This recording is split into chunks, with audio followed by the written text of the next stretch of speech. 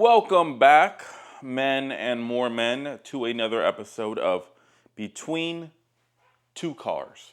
Today, oh boy, we are talking about ricer mods that I actually kind of like. Not like to an extent that I would put them on my vehicle, but, well, when done correctly, these mods are kind of sick. Okay, that might have been a bit of an overstatement. I wouldn't say sick, but they're passable. Let's just say that.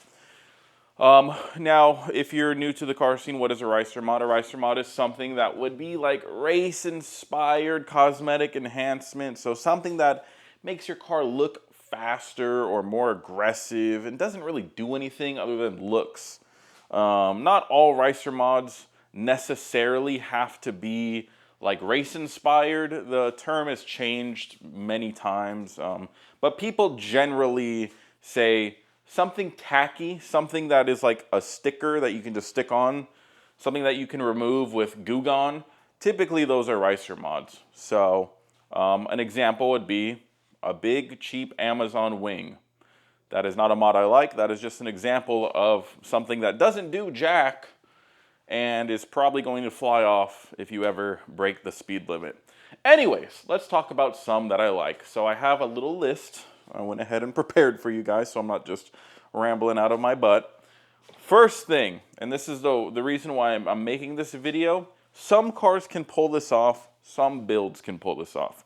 I'm not talking about a 94 Honda Civic, I'm talking about cool builds. But a ricer mod that I would like to see maybe more cool cars do tastefully is the reflective tape mod or reflective wheel tape mod. I don't think I'm going to throw in photos because the whole point of this series is to be lazy and not throw in photos, but you guys have all seen it on cars. You know the reflective tape that people sometimes put on their front lip or their diffuser or their side skirts tastefully. So sometimes they can rock that shit. Sometimes the cars that do that shit are pretty sick, especially on motorcycles. I think on motorcycles, it has good benefits because, well, you're already pretty small and pretty susceptible to getting killed. So yeah, throwing it on your motorcycle might be a good way to avoid that. But also, I've seen people do it on their wheels. When I was a ricer, I actually did this to my V6 Mustang. But you get the reflective tape and then you do it around the wheels. So that way, when you're passing an intersection or just depending on how the light's reflecting on it, you can see the wheels and it looks kind of dope. It can. Now, would I do this to any of my cars in modern day? Probably not. If the trend came back, maybe, but I don't think it would look good on a ZR1 and I don't think it would look good on my 1,000 horsepower Mustang. But on my motorcycle, if done right, I think it can look pretty sick, especially since my bike is a white and red R1. If I do white reflective tape on the white panels, just like kind of outlining the body, not Tron themed. I'm not kind of saying Tron themed, but you get what I'm saying. Just kind of amplifying the body lines, I think it could look pretty good. Some Tron cars can pull it off, very rarely though. I think the last person to attempt that was TJ Hunt's girlfriend with her C8, and it was low profile, not super in your face during the day, which was great. But it just depends on the car, and I do think that would be a great candidate for it. But not like a 338i or something like that. That's not even a car. Not even, I was thinking of a gun, 338 Lapua. Not even like a 328i. Could pull that off because that's an everyday car. But when done right, I think reflective tape can look pretty good. I'm trying to think of other applications for this. Could people use it underneath the hood?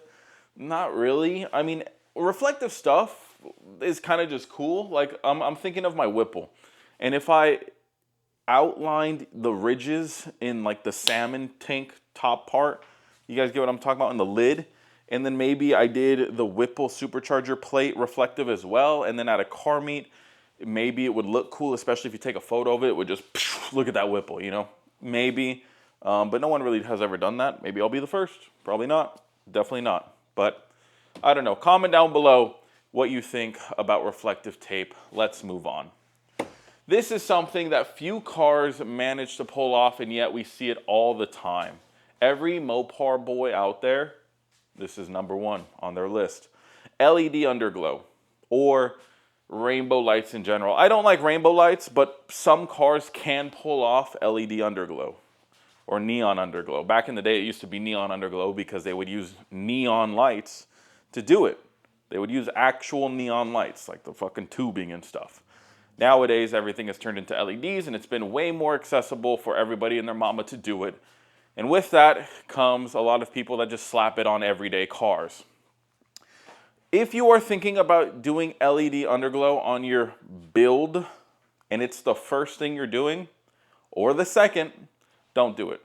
Just don't do it. Very, very few cars can pull it off. And typically, these are fully built show cars or race cars one way or another. Like, let's take my Mustang for an example. It's a 1,000 horsepower car. If I threw LED underglow on this car, would it look lame? Maybe. Would I care if I'm gapping somebody and I hit the Rainbow Road theme as I'm pulling away? I probably wouldn't care, and I don't think anyone else would either. Now, let's take this car in its stock configuration. Would it look lame? 100%. And would it not be cool because he's not gapping anybody? 110%. So it just depends on the car. No, I'm not putting LED underglow on any of my cars anytime soon. But at the same time, the Supra is being rebuilt, and it is a 90s car, and that is a very 90s car thing. So if any car were to get LED underglow, it would be the Supra. It's a mod that I think can look cool if done right. I think subtlety is best. When you see a car with the LED underglow and they got them fucking doing a crazy pattern, Rainbow Road shit, fucking, 120 hertz, just going crazy, it's a bit much. But imagine my Supra is wrapped red again. I'm not going to, but imagine it is, and then I have just a dim red underglow, just dim. I'm talking dim, like almost not even noticeable, but it's just got that aura. I think it could be done tastefully and cool. But if it's bright and if you can see the LED strips, lame as shit. Absolute lame-o. But yeah, I do think certain cars can pull it off. Exotics, obviously they get a cheat code because they're exotics, but once again, everything has to be done tastefully. Everything has to be done tastefully. The ZR1, underglow on this? Probably not. But imagine, I get a matching blue underglow color, and again, just faintly glowing under it, maybe even pulsing like it's breathing. That would be a bit corny, but again, I don't know what I'm saying anymore. It's not going to happen on any of these cars, but who knows? All right, this is one thing I've always advocated for because it makes the most sense. Anything interior-wise that might be tacky or riced out, I say do what you want on the interior. I mean, you could do what you want, period. But I think the interior, since that's where you're going to spend your time, do what you fucking want in there. If you want cheap carbon overlays, do it. If you want LED footwell lighting, do it. If you want trim pieces painted, do it. It's your car. You can do whatever you want. Is some of that shit garbage and distasteful and ugly? Yeah, some of that shit is. But it's your fucking car. Who cares? Like, at the end of the day, that's where you're going to be driving your shit. That's where you're going to be seeing your stuff. If that's where you want to get goofy, go for it and still keep your car clean on the exterior. 100%. If you want anime bitches on your interior, do that. Do that over putting them on your window. It makes no fucking sense to put them on your window because you're not even enjoying it. If you want to look at some anime titties, put them inside your car. It makes no sense. But yeah, I've advocated for a while now. The interior, I'm not picky about interiors. When I'm judging cars and stuff, I'm not super picky because that's where you spend your time. So it would be dumb for somebody to be like, oh, it's a pretty gay shift knob you got there. Pretty gay. Like, it's whatever you want, whatever makes you happy, A lot of people also, again, I feel like I have to reiterate this a lot. A lot of people also forget that I exaggerate in my videos to make them more entertaining. So yeah, shocker. But yes, do what you want on your interior. If you want to do carbon fiber overlay, yeah, I think you're dumb for wasting money on it, but it's your fucking car, so who really cares? But yeah, what other Ricer interior mods could you do? I wouldn't do like China steering wheels just because those are dangerous.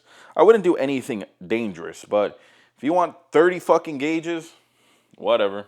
I mean, it's an electrical fire hazard, but whatever. Interior stuff, do what you want.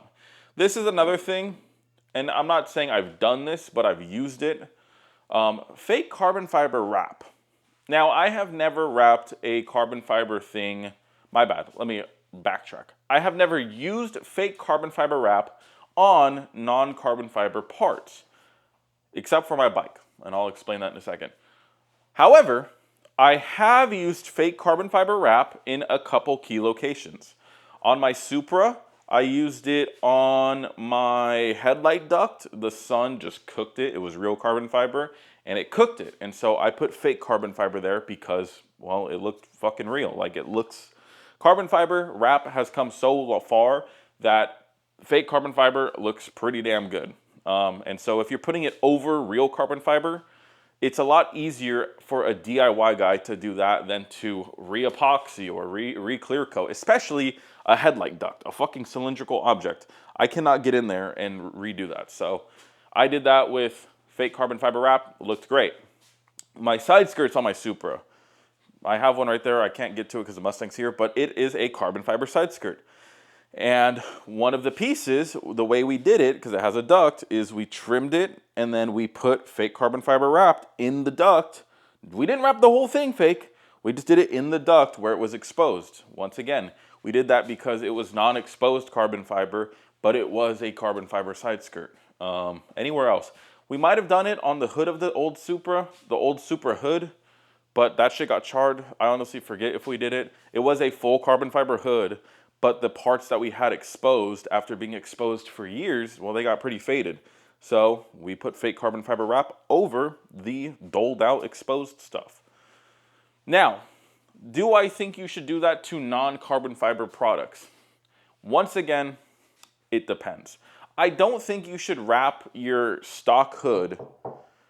This is actually a carbon fiber hood, ironically. I don't think you should wrap your stock roof fake carbon fiber. I think it looks really tacky. But I do think there are small applications for it that can help things just look better. For example, sorry, I got a text. For example, this wing is fiberglass or polymer. Sounds like fiberglass. And it's black. I asked the company to send me a carbon fiber one so it would match my roof and all of the other carbon fiber aero pieces on this car. However, they messed up and sent me the wrong one. Now, are they going to send me a carbon fiber one? I don't know. Did I pay money for this one and want this one? Not necessarily. Would it be lame for me to wrap this in fake carbon fiber? That's a dilemma. I don't know. I personally think if it's done clean with good carbon fiber, I mean, it's fiberglass, it's the same shit, damn near, so it's not a big deal. And it would help tie my real carbon fiber bits together. But at the same time, just buy the carbon fiber one, I guess. I don't know. What other things? I don't think, like I said, you should wrap big-ass pieces in it. If they don't sell the part in carbon fiber and you need it to be in carbon fiber because that's the whole aesthetic, I also understand that. I know for my Mustang in particular, some interior pieces you can't get in carbon fiber. Even though I have a carbon fiber center console lid, some bezels you can't get in carbon fiber. So instead of hydro dipping them, yeah, do some carbon fiber wrap or something just to make it maybe match better. But yeah, carbon fiber wrap, I don't think it's the end of the world. I would rather people do carbon fiber wrap than like Plasti Dip or something. So yeah, as long as it's a good carbon fiber wrap, it can work. It's not the end of the world. Not a game changer. All right, next one, claw marks. I love claw marks. Love them. I'm going to put some on every one of my cars. I think I'm going to start with the ZR1, do front and rear, and then the Mustang, and then the Supra, and the R1. I'm obviously joking. I do not like claw marks. And if you have claw marks on your car, it's 2024, it's time to remove them. You'll thank me later. Okay, I've talked about this one, I think in the last episode. Rep wheels. Sorry, let me turn my phone on silent. Rep wheels are not a big deal as long as you get a reputable rep wheel.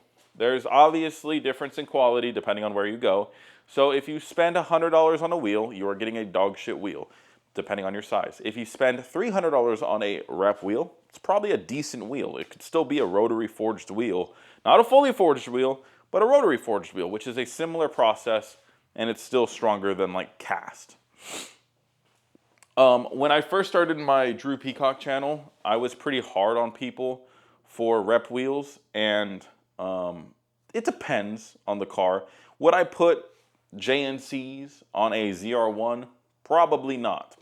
Would I put XXRs on my 1,000 horsepower Mustang build? Probably not. But a lot of people do think ESRs are a rep brand, and I like ESRs. They're local, they do good customer service, their wheels have worked on every single one of my cars with no issue, and I've never had an issue with them, just flat out. And I've put fucking hard miles on them, you know? So if it's a wheel and it spins in a circle, it's probably okay, but just be careful. Now, if you're building a show car, I do think you need to have real wheels because you're building a show car. If your car's purpose is to sit there and look pretty, then you better have some real pretty wheels, not some cheap China shit. So that's my stance on rep wheels. If you're building a car and you're going to go beat on it and you're going to destroy it slowly, then I think it's not a big deal. It's kind of the opposite of what most people say.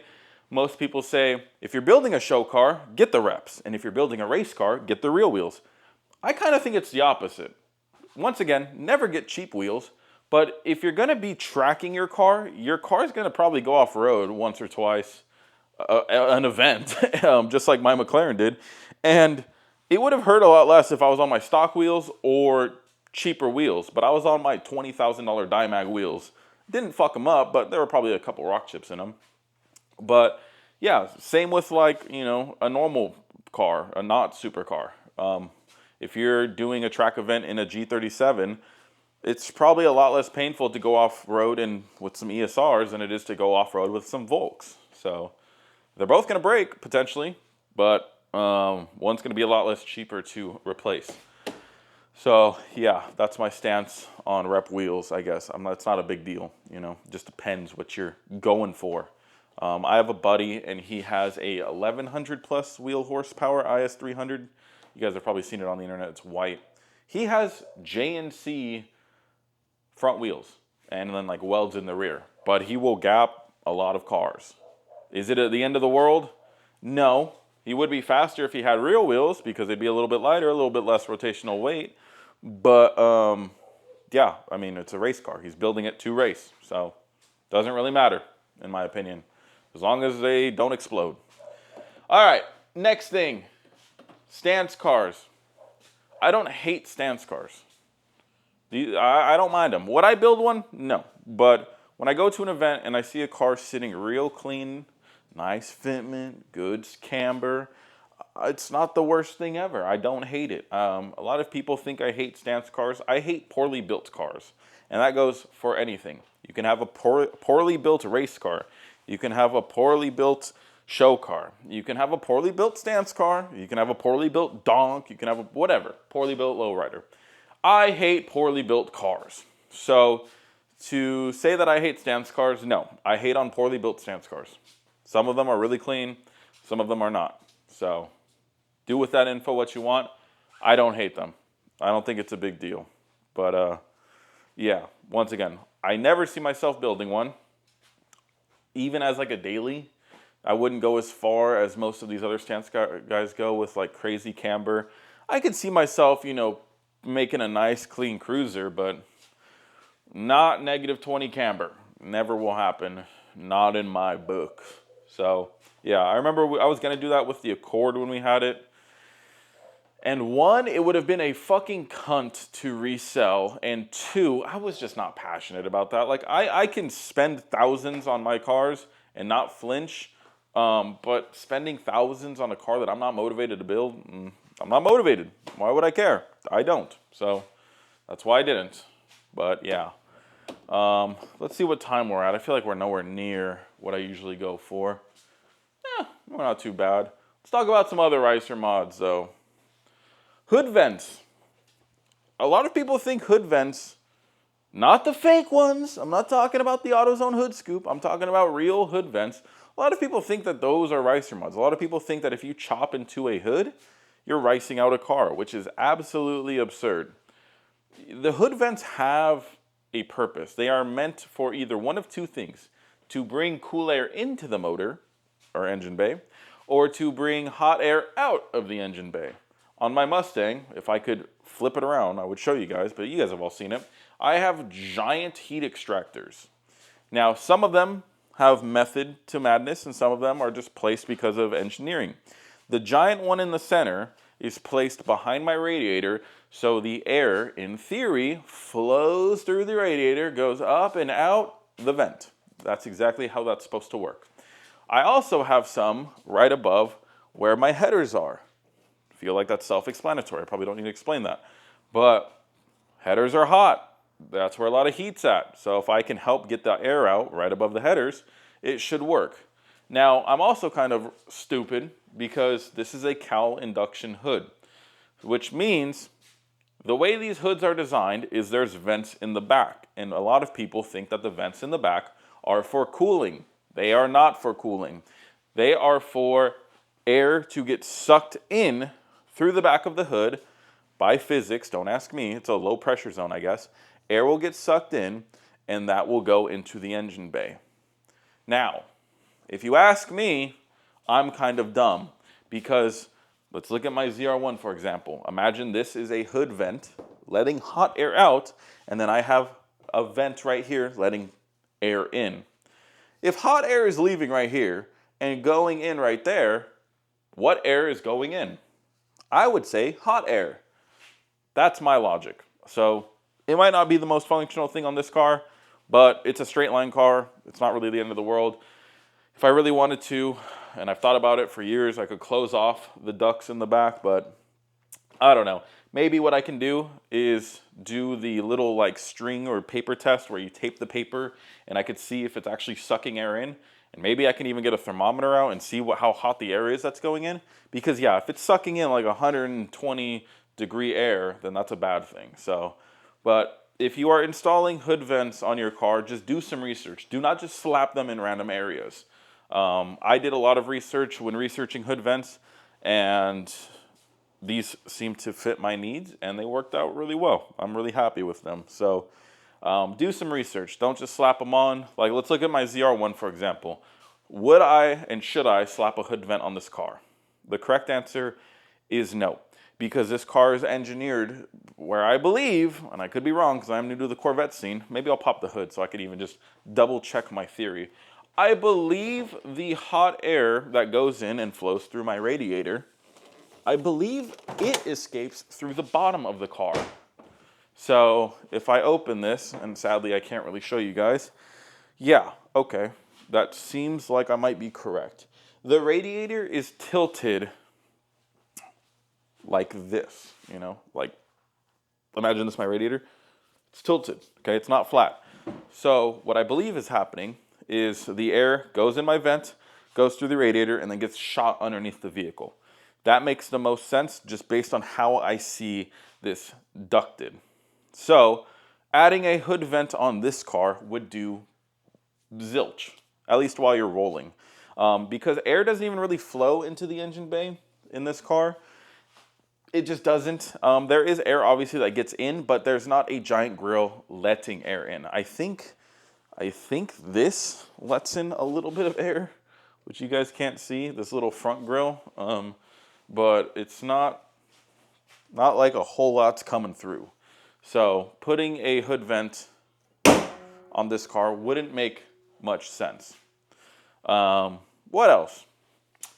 Oh, roof spoilers. Not the most practical thing. They don't do a whole lot in my opinion. I do think roof spoilers can look good on certain cars. A lot of super guys do them. I don't like the whole double spoiler look. Like some people do a roof spoiler and a wing. I don't get it, but it is what it is. On certain cars, they can look good. I don't think that's necessarily a ricer mod, but yes, a lot of ricers just like putting on stuff with 3M tape. So it is what it is. 3M tape is some strong shit, though. I will say 3M tape is some strong shit. Talking more about vents, though. Fender vents or rear bumper vents. It is funny to see a lot of these cars with fender vents, and then you look in and they still have their wheel liners and stuff. I have a fender vent for my Mustang because my Mustang is a straight line car, and I'm trying to get it as low of a drag coefficient as possible. and a lot of air gets trapped in the wheel wells. So this hopefully helps relieve that. What I've debated on doing, and I don't know if I really need to because this tire I think blocks most of it, but I could even cut a little bit of a vent in the rear to help it, but this is a giant tire. There's not much room for air to get in there, so I don't really think that's necessary. But fender vents serve a function. They can be functional. You just got to make sure it's set up properly once again. Oh, here's one I completely forgot, but this is one that, once again, if on the right vehicle, can look right. Canards. Canards can look sick. 99% of the time, I'd say 75% of the time, they don't. The reason is of one of two things. One, Canards just don't belong on that particular vehicle, or two, they bought the wrong type. ZR1, I think, would be a car that could probably rock Canards. It's a pretty aggressive looking car. It looks pretty sick. The Mustang, although it is aggressive, I would kind of feel like an idiot putting Canards on a front wheel, not a front wheel drive car, a straight line vehicle. The point of Canards, they serve two purposes. What I've been told is, one, they help while you're turning to help relieve air pressures and not allow air into your wheel well, which helps with drag and stuff. But again, that's specifically while turning, I believe. And two, they can help with a bit of downforce, but if you're thinking that you are getting hundreds of pounds of downforce with Canards, you are not. You are 100% not. I think it's more the first one, where they help just redirect air from going into your wheel wells. Whether that's while turning or not, I don't know, but that's what I was told from my buddy who is smarter than me. But the simple fact is, if you think that your 3M taped Canard is providing any downforce or anything, it's not. If it is 3M taped on and you cannot put any substantial weight on it, it is not doing anything. Just think about it like this. If a car creates 100 pounds of downforce while driving at 60 miles an hour, then the piece should be able to hold 100 pounds on its own. Makes sense, right? So let's say my front splitter. My front splitter does not go far underneath the vehicle. It is bolted on and it is real carbon fiber, but it doesn't, go to anything structural. So I think it's more of a wind deflector than it is a front splitter. But on a car like my Supra, I had a flat tray underneath the front part of that vehicle that was bolted up to the frame, and I probably could have stood on that with my 200-pound ass, and it would have been fine. So if you can't stand on your wing or stand on your front splitter, it's just not doing a whole lot. Or if it is, it's going to fail eventually. There's videos of people standing on their splitters and bouncing on them and shit. And that's because, well, that's a structural part now. That is a part that is doing something. So your little Canard that you 3M taped on, it isn't doing anything. Sorry to say. So, although I do think they can look cool on the right cars, obviously there's a lot of factory cars that come with it, like the ZL1 1LE. A lot of the new Porsche GTs come with them. They can look cool, especially in aftermarket setups, but it has to be on the right car and they have to have the right stuff to go with it. Throwing Canards on your Kia Optima or your Honda Accord probably doesn't look the coolest, and it isn't doing jack shit. But throwing Canards on the right vehicle, I think it can work wonders. It sucks because that's what happens with ricers. They just they ruin certain mods. Like, a lot of people see big wings and think, oh, it's automatically a riced out car. It's a ricer mod. You don't know how many times I get tagged weekly of people that tag me in clearly a track car.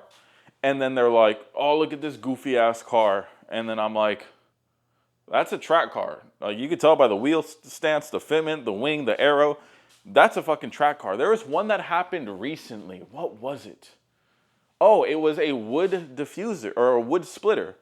If you're into the track scene at all, wood splitters are very, very popular. I didn't know this until about a couple years ago, but it is very common to see half-inch thick wood splitters on cars because wood is cheap And it is very structural. So it's common. People do it. You can look it up. Someone sent me a listing and they were like, oh, Drew, look at this. This dude put a wood splitter on his car. He's a fucking idiot. And I looked at the listing, and although it was on a Chrysler 200, so yes, he was an idiot, I was like, well, wood splitters, man, they're pretty common. Like, a lot of track guys rock wood splitters. I know a few people that have wood splitters on their cars, and their cars are fucking quick. So I wouldn't diss the wood splitter, you know? But a lot of people just see this stuff and they don't know. Now, did the Chrysler 200 guy know that going into it? He probably Googled how to make a front splitter and saw a real track guy making one out of wood and got the idea, but yeah. So wood splitters, aero, I think it could look cool, but obviously racers have ruined it for the most part, so it probably doesn't at the end of the day. Anyways, I think that's a good list of racer mods that I do like and I do think can work on the right cars. Maybe I missed a couple, maybe I didn't. I'm just thinking of other racer mods. Decals, giant graphics, not a fan of. LED headlights and stuff, not a crazy fan of. I know a lot of people talk shit because my taillights can go like rainbow. I have never used the rainbow feature, so although they can go rainbow, they are not bought because I wanted them to be rainbow. What else? I think that's pretty much it though. Yeah, I like those mods. Hate me for it, or don't. Anyways, subscribe, go watch the other rants, and until next video, peace!